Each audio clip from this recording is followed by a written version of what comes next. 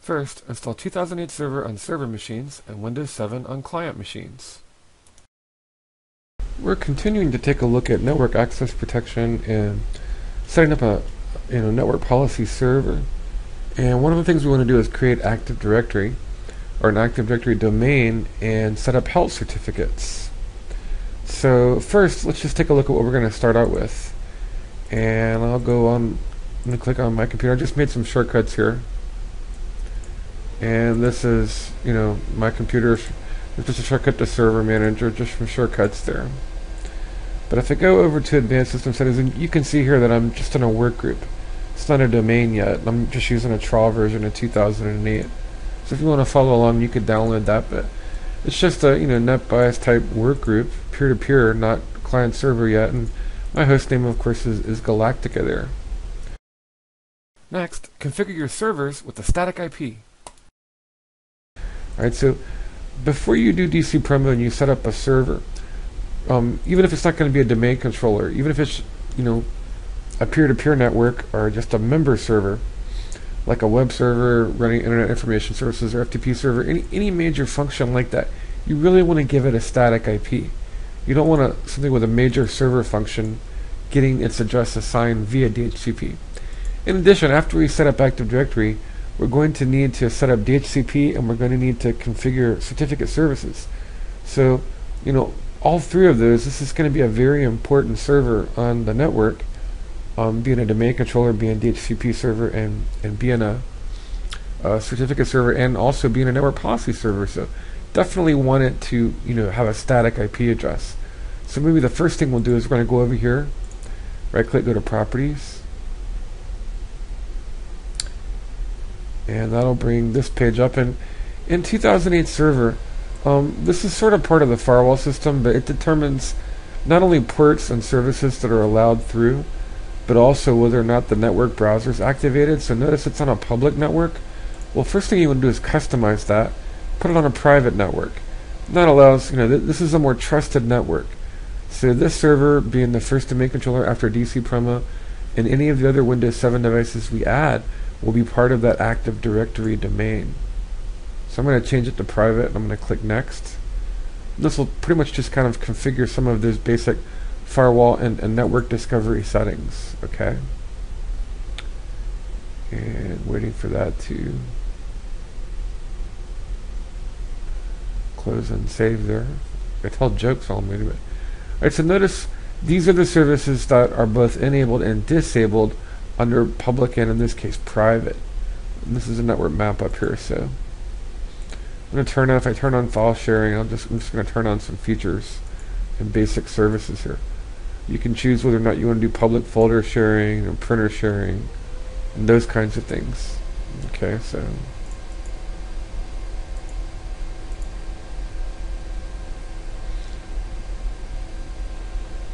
file sharing, printer sharing, public folder sharing, turn on sharing so anyone with network access, and I'm going to leave that in this case. Since we're going to set up Active Directory, we'll leave that disabled because we're going to want to configure ACEs on the DACL bit. I would just want to configure those settings. Alright, so that's the first thing. First things first, I'll leave the firewall intact that's running, but I've set this from public to private, so it's a more trusted network for Active Directory. So now with that set the way that it should be, let's go to Manage Network Connections, and we're going to configure a static IP. So I'm going to right click and select Properties. And I don't really need to utilize IP version 6 in this case, just a small example, small network. So I'm going to uncheck that, less traffic, less to configure, so I don't have to worry about 128-bit addressing, just 32-bit addressing or IP version 4. So I'm going to select this instead and go to Properties, use the following IP, and I want to specify, I'll do a small class C, so like 192.168.1.1, we'll use that as the first, and just a normal class C subnet mask, no special subnetting there. It'll be the router, we'll use it, it'll become its own gateway, I guess, eventually, or we could add another NIC card and multi-home it, and make it get another network if we want. But very important, before you run the DC promo wizard to set up directory services, you're going to want to configure at least a loopback. Have it use itself as a DNS server. You can always set up forwarding later in the DNS server and send it to an external DNS server or your ISP's DNS server if you want, but when you run the wizard, so it'll create the A, pointer, and SRV records properly, you'll want to configure itself as a loopback for DNS. Okay, so that way it'll have a static IP, it won't change, and it'll be sort of a stalwart on the network. Alright, so that's all set. No longer DHCP now. Third, run dcpromo.exe to set up Active Directory. Okay, and then we want to run dcpromo, and when we do this, we're going to implement the directory services rule. And depending on whether or not this is the first time you've run this, you may or may not need to install directory services. So in this case, I'm going from a pristine install, but if I were to type dcpromo, the old 2000 way, it's going to go ahead and launch the wizard to configure Active Directory. Now let's check it to see if the Active Directory domain services binaries are installed. Fast forward. And then now it's, and again, I could have clicked on Server Manager and I could have implemented the directory services rule if I wanted to, either way, but there's more than one way to do things, but I still find, maybe it's just because I'm used to the old 2003 or 2000 ways of setting up Active Directory, I think one of the more direct ways, or sometimes an easier way, is to do DC promo, depending on whether or not you have, like I said, some of the, if you're implementing the right roles and you've set up the right services with Server Manager. And this, is dependent on how fast your system is, your hardware, the frequency your CPU cores oscillate at. Obviously, faster CPU cores are going to work faster. The amount of memory that you have, a lot of things can be dependent on hard drive speed. You guys catch that joke on Yahoo? It's pretty awesome. The Yahoo joke, alright, well, Panda walks into a bar, right? And sits down, orders some food, eats the food, pulls out a gun, shoots the waiter who brought him the food, and gets up to walk out the bar. And the owner of the bar says, "Wait a minute, what are you doing? How can you do this? You come in here, you order a meal, you sit down, you eat it, you shoot my waiter dead, and you get up to walk out without paying." And the panda bear turned around and looked at the owner of the bar and said, "You got a dictionary?" And the owner of the bar said, "Well, yeah, I think we got a Webster's dictionary in the back there." And the panda bear said, "Well, why don't you look me up? I'm a panda bear." And so he went in the back and got the Webster's dictionary and brought it up, looked up panda bear, and it said, large black and white Asian bear, likes to dine on bamboo, eats, shoots, and leaves. Eats, shoots, and leaves, get it? Ha ha ha ha. Anyway, that was a joke on Yahoo, so tried to pass the time there. Okay, so in this case, I like to use advanced mode installation, so I'm going to click on Next, and I'm going to click on Next, and notice your options here. Several other videos on setting up Active Directory I've got if you want to watch those, but by now you should be familiar with this. So for setting up NAP, I want to create a new domain in a new forest, because this is the first time we're starting from scratch and we haven't created our Active Directory forest yet. We want to implement NAP. So a new domain inside of a new forest. And then for the fully qualified domain name, or FQDN, I'm going to do battlestars.com. That'll be my FQDN, my domain name there. In the case sensitivity doesn't matter, but I'll make it proper. Okay. And remember this, a long time ago we were talking about this 5 operations master rules, but it's checking with the domain naming master, which is itself. There's no other domain controller that exists yet. Remember the schema master, the RID master, the domain naming master, the PD simulator, all of those wonderful operations master rules. But in this case, the NetBIOS name will just be Battlestars. And notice the options here, the forest functional level. I'm not making it backwards compatible. I'm going to use all those 2008 bells and whistles, so I'm going to choose this option. Next. But if you needed to make it backwards compatible, yes, you might have wanted to choose the 2000 or 2002 functional level. Of course, that would disable some of the additional cool 2008 features. But if you know you're going to be all 2008 Windows 7, then why not go with the 2008 functional level? This option, you want to allow the wizard to configure DNS for you. Remember, first we had to configure the IP address as static and configure the loopback so it use itself as a DNS server. Otherwise, it won't be able to find itself in the DNS setup process. I know that sounds metaphysical and kind of like the Zen or the Tao of Active Directory or something. Maybe it is. Maybe there is true meaning in there somewhere, the philosophy of Active Directory. But yes, we have to be able to find ourselves. We must find ourselves. search for yourself and you will find yourself. But or configure yourself as a loopback 127.0.0.1, and you will be able to configure yourself as a DNS server, and then resolve host names to yourself. So we want the wizard to do that. So I'm going to click on next, and then you want to continue. I'm going to say yes. Yes, I've had lots of coffee. Remember, the NTDS is the Active Directory database files, and the sysfile folder will be for the share not group policies and the replication process in Active Directory. And again, please see those videos if you haven't already on Active Directory setup, so you'll have a background on that. But knowing these things, let's proceed next. And a password. And remember, password complexity is turned on by default. So unless you disable it, you will need to use a complex password. So I'm just using the funky password that Microsoft uses. The capital P, the @ symbol, the lowercase SSW0RD. It's password, but in a complex way. Remember that for a password to be complex, it must be a combination of uppercase, lowercase, symbols, and numbers. Well, 3 of those 4, but I'd say use all 4 if you can. Why not? Alright, so it's going to go through the Active Directory installation process, and usually I would click on the reboot on completion, but again, so you can take a gander at it, I'll have it wait and pause till it gets done.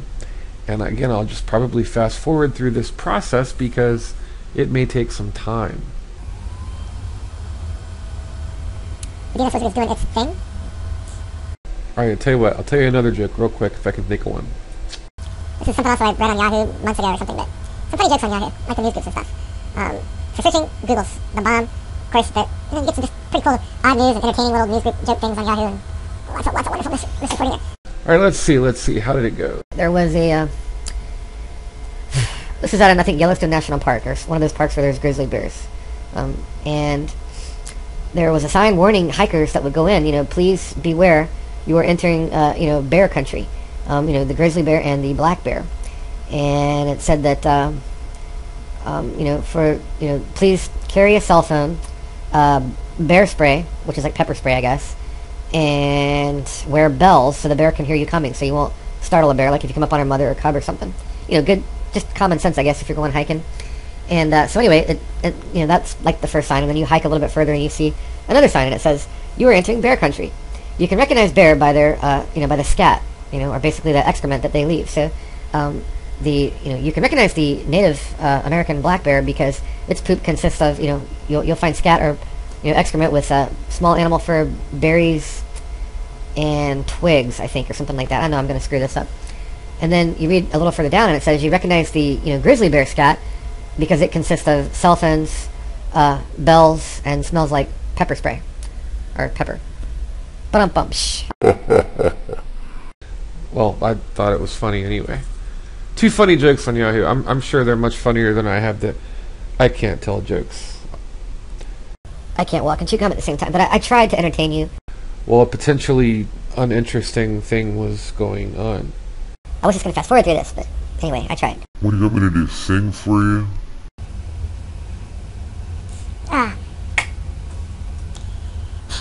Why didn't the skeleton cross the road? Because he just didn't have the guts. Ba-dum-bum. Why is the basketball court always wet? Because all the players dribble on it. Why can't a bicycle go as fast as a car? Because a bicycle is always too tired. Well, anyway. Come on. Alright, it's using the library access protocol or LDAP configuration for all of these objects and configuring everything it needs to configure in the Active Directory setup process. Coming up with ribs and thanks for sending my ribs and... Another joke. Let's see. There was a snail once, and he wanted to purchase a car. So he goes to a car dealership, and he gets he says, I want to buy that fancy sports car. And the car salesman says, oh, no, you're a snail. What do you want with a sports car? And the snail's like, well, I'm a snail, and I just, I want to go into my little midlife crisis here, and I don't want to be a slow snail anymore. I want a fast car. I want to live it up a little. And he's like, okay, so he sold him a sports car. And the snail's like, look, thing is, I'm proud to be a snail, so I want you to do something else extra for me. And the guy's like, what? All right, it's done, so I can finish and reboot. He's like, well, I want to, I want the world to know I'm a snail and all, so paint little white S's on it. So the guy's like, all right, no problem. So he paints little white S's all over the car. So Snail's driving down the road, and he's proud, he's like, oh, man, I'm a snail in my car. I got little white S's painted all over it. People, it's like, I'm bad, man. I'm a snail, and I'm raring to go, and my car is super fast and all, and people are going to know it, because I got little white S's painted all over my car. And so he comes into a traffic light, I don't know, he bought a Mustang or something. I guess I left that out. Here I am screwing up another joke. Have you heard this many? Who can tell this many bad jokes in like just a few minutes? Nope. Hey. Anyway, so he comes to a stoplight and he's sitting there and he's rearing his engine. He's in the Mustang, and this little Corvette pulls up beside him, and he looks at the guy and he's like, "Yeah, I got my fast car now. I'm gonna check it out. I'm at a traffic light."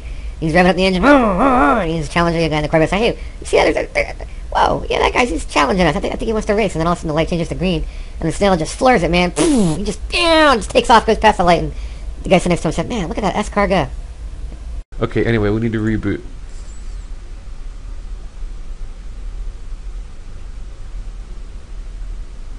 We are slowly rebooting. Now remember, when you do this, several things happen when you set up. I know this is just a review because you being a responsible and logical and rationally minded person, you've educated yourself already about Active Directory and how it works and how it's set up.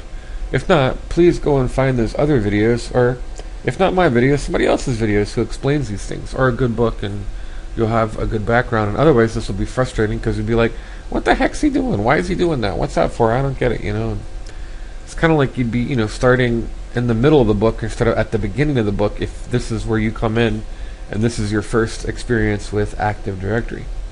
So I'm making the assumption that this is not your first experience. You've done Active Directory plenty of times and you know what it is and you know what it's for.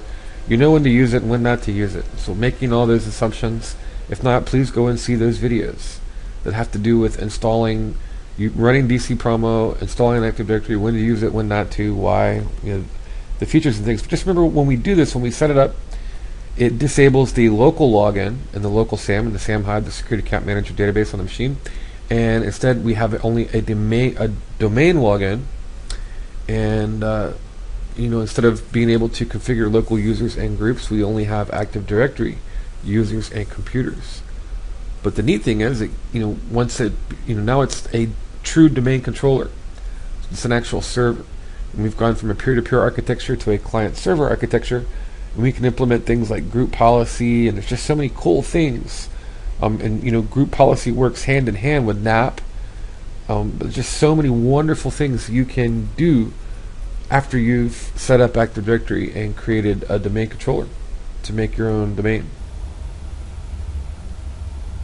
2008 data center server. I have to wonder how come Microsoft didn't, whip out their next operating system 4 years later and call it 2012. Maybe they were afraid it would jinx it, just in case that Mayan calendar stuff. Well, who knows? Hopefully there'll be a 2013, eh? And if there is, maybe that's when Microsoft will pump out then. Well, anyway. Personally, if it were up to me, I would have called it 2012. And I would release it on December the 21st. If the world's still here. I would release 2012 Data Center Edition and Enterprise Edition on December the 21st, 2012, the official end of it all. That'd be great. Taking it into the new year. And if the Mayans are right, this won't really matter. But hey, whatever. It's 3 or 4 in the morning. I'm drinking lots of coffee. I might be hallucinating. Oh yeah, this is taking quite a long time. Okay, what else can I do to entertain you? Stand on my head. Wait, you can't see me. I don't have a webcam on. Yeah. Here we go, baby. Come on. There we go, baby. Oh, yeah. There it is. Alrighty. So now we no longer log in locally. Now we log into the domain.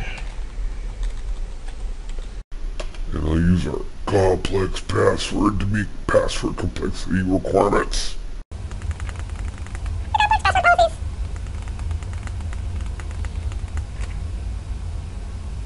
Preparing your desktop.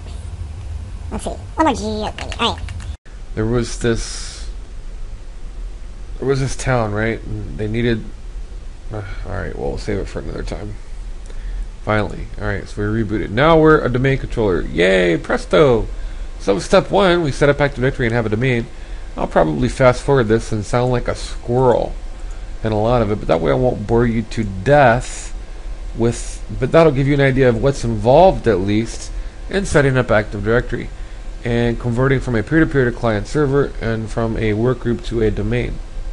If we set up an Active Directory domain, how many times do I have to check this so that it actually doesn't show up every time I boot? But we'll come back to it. We'll still need Server Manager, but just wanted to show you something. Alright, so if I go here and right-click, I go to Properties.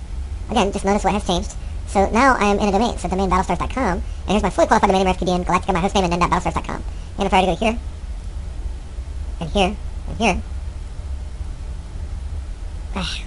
Again, see, that's what my FQDN or fully qualified domain name is, and how things are set, or situated on my computer. Okay, and I have my static IP, and again, if I were to do that, just open a command prompt, and I'll show you. Change some colors here so you can more easily see it. Hopefully, go here, and here, and here, and here, and here, and here. Yeah, that's not what I wanted. Background white. Let me do text. Oh, blah. Yeah, that make it a little easier to see here. Okay. And we'll pipe that to more, just like you would in Linux. And you can tell in this case, it's being able to know it's not. So that means I have a static IP 192.168.1.1. Small class C, and my DNS is a loopback. Alright. And we'll put that there. Command prompt. And I'm going to go into administrative tools, and I'm going to get DNS, and I'm going to copy, and I'm going to paste. So far what have we done? We set up a domain controller, and in that domain controller, now that's also created DNS. The wizard implemented DNS, and that would have set up our A records, our pointer records, and our SRV records. So we have a forward lookup zone, and if I right click and go to properties, notice it's secure, and it's Active Directory integrated, ADI, oh yeah, better than standard anyway, so. Got that. Here's our SRV records. TCP, look at all that. Look at that. Kerberos, K password, library directory, access protocol, global catalog server, LDAP. Yes, baby. So DNS is configured. There's A record for Galactica. We're all set there. Stage 1. Step 2. Fourth, configure the DHCP server role on your new domain controller.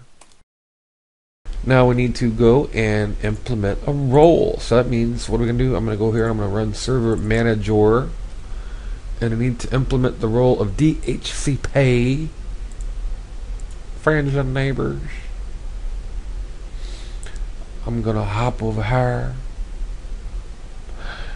And as soon as my virtual machine is done collecting data, we will click on add roles, brothers and sisters. And we're going to implement a dynamic host configuration protocol server. Please put your money in the plate. No, anyway, Come on, baby, light my fire. Come on. Hello. Collecting data. Is that all you do? Collect data. Stop collecting data already. Enough. Always with the collecting data. Okay, here we go.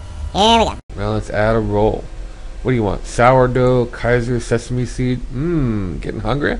Fresh baked rolls. It's time to implement a role, baby. Alright, here we go. DHCP server. Next. And we'll click next. I'm going to click next.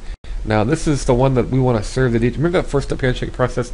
There's the DHCP discover broadcast that the client sends out and says, hey man, I don't have an IP, I need an IP. Please, who's out there? Is anybody out there? That DHCP broadcast, if it goes by an RFC 1542 compliant router, can be forwarded to a DHCP server, which will hear that DHCP discover broadcast and it'll send a DHCP offer. At which point the host will make a DHCP request and then the server will send it a DHCP acknowledgement. So it's a 4-step handshake process. Just trying to review that. Again, watch the video on DHCP if you want to get more details on that. I'm making the assumption that you know what DHCP is, you've used it before, and hopefully you watched the video on DHCP, so I don't have to repeat myself all over again. Alright, so let's click on next. So that's the interface, that's the IP address that we want to serve it out on. I'm going to go here, and in this case I want to implement it on, this IP address, this static IP, that's my parent domain, that's fine. Only IP version 4, don't need IP version 6, because we're not using it. Wins, we don't have an old Windows network, it's worthless, we're not using it, so I'm going to click next, go with the defaults. Now I want to set up a scope. Do you want cinnamon or minty fresh? Well, no, not that kind of scope. In this case, not a telescope either, but a scope being a range of addresses that you wish to hand out over your DHCP server. And we will name our we'll name our scope name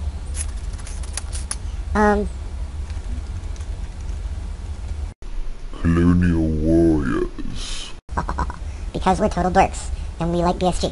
Okay, so and then it needs to be in the same range as what my domain controller is in, which is, remember, a small class C. Of course, I don't want to create an IP conflict with other static IPs in my network, and I normally like to leave at least 10 on a small network and maybe 50 on a big network or bigger, medium size. So that means that, say if I'm going to use 1 through 10 for static IPs, I don't want to start handing out dynamic IPs until maybe 11.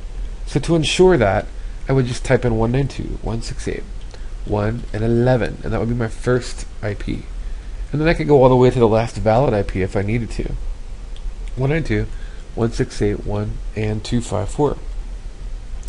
Remember, I can't use 255 because it's a broadcast, and I can't use 0 because it represents a whole network. Ugh, yeah, in your face, pal. And you don't want to get weird stuff like I just butterfingered right there, so no Qs.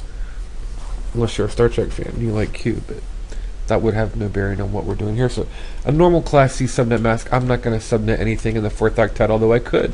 And you would, and maybe you should, but we're not going to right now. The default gateway, optional, I'm just going to say 192.168.1.1, which is a domain controller. And later we might do something with multi-home, add another network card, route out to some other network, some other subnet, who knows. In this case, we'll just use DNS forwarding, so we don't need it. And then you can leave this checked, activate the scope. You can always activate the scope later if you wanted to, but we don't want to, so I'm going to click on OK. I've had lots of coffee, delicious Dunkin' Donuts coffee, and I feel good, even though it's like 4 in the morning. Okay, 3:39 in the morning, but whatever. Let's use this option here. And then DHCP server authorization, use current credentials. In this case, Battlestar's administrator. I'm going to use administrator. And I want to go ahead and click on install for the Colonial Warriors scope. Now, you need to bear in mind you need 2 things when you're setting up DHCP.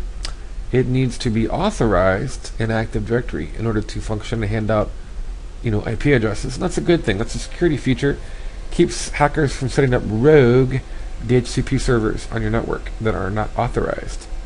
So it needs to be authorized, and then it also needs to, the scope needs to be activated. Either way, you should get the green arrow. Like with Superman's, superhero friend, the green arrow. He's cool, by the way. I like the green arrow a lot. But anyway, just remember that you need the green arrow, because if you're getting mugged on the street, it would be really awesome if he showed up. He could rescue you. He could shoot arrows at your enemies, and he could save your butt. But besides that, you need the green arrow when DHCP is set up, because the green arrow means that it's authorized and that the scope's active, and you're okay. And if you don't see the green arrow, if you see the red arrow, you know you're in trouble. So just remember, the green arrow is your friend, and he can keep you from getting mugged and beat up by people who are way more strong and have ninja skills, and you don't, because you're a couch potato and a nerd, and you just grew up playing video games and watching Battlestar Galactica instead of learning to defend yourself. And well, anyway, sorry, my dork is showing again. Okay, come on.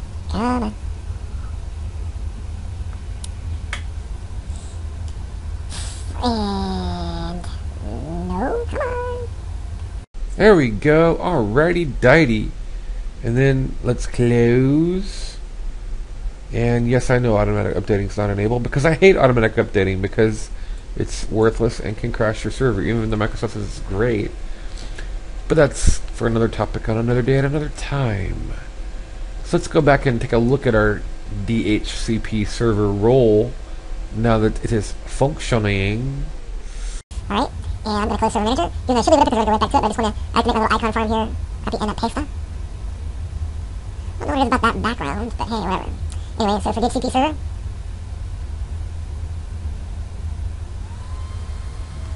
remember, we want the green arrow. He's our friend.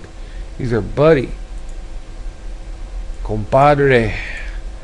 Alright, so let me open up, and then I don't care about IP version 2. See, notice I've got the green arrow.